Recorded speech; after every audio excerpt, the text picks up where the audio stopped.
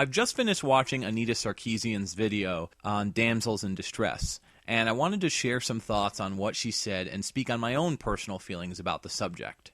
First off, I'm really glad that she brought up the fact that the damsel in distress was not created in video games. Historical and fictional universes of all formats have been portraying women as damsels in distress for thousands of years. Let me just preface everything that I'm about to say with the following. I, for years, wanted the ability to play as Zelda and Princess Toadstool. In middle school, I created a story about Mario and Link being captured, and the princesses would need to save them. I'm a huge fan of Metroid, a game where you play as a strong woman who fights to save the galaxy from the evils that haunt her world. When I finally got to play Super Princess Peach for the Nintendo DS, I was so excited to finally be able to pull a switcheroo and save Mario from Bowser.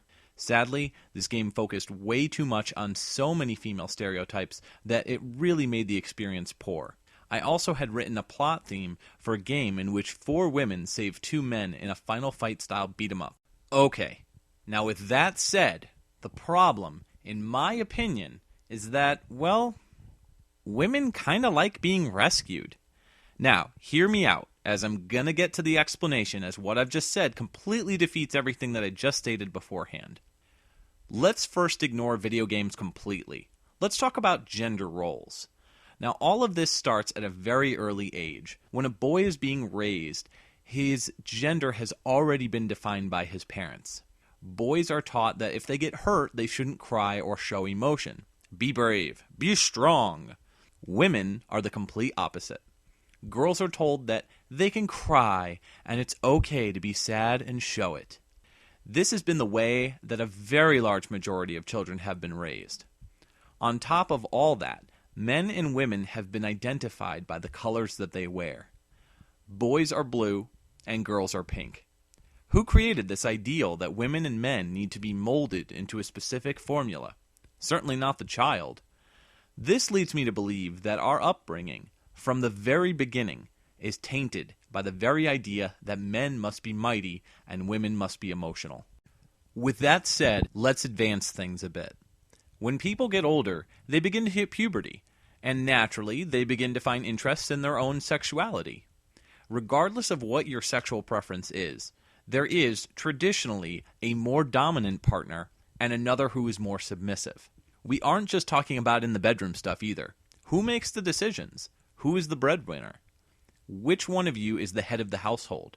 As time has gone on, women have advanced in our society to be closer than ever to equal, as they should be. It still is absolutely ridiculous that a man gets paid more than a woman does. Trust me, many guys feel that this is unacceptable, but let's get back to the very core or essence of our conversation. What this trope really boils down to is the hunter versus the hunted. Even back in the day when cavemen and cavewomen were walking the earth, gender roles were defined early on. The men would hunt and gather, and the women would stay behind as the caregiver. Now, when men were seeking a mate, they did just that. Women were considered part of the hunt. This has changed quite a bit in our modern world, where women are taught to embrace their sexuality and question traditional gender roles. However, majority speaks louder than minority. At heart, heterosexual men are just as much the victims as heterosexual women are, shoved into a stereotypical hunter role where we have to approach the girl for the dance, the kiss, the engagement. While I recognize that this is completely stereotypical, isn't that what a trope is? Well, actually no. A trope, by its original literal term, is to turn, to direct, to alter, to change. But we're not changing anything.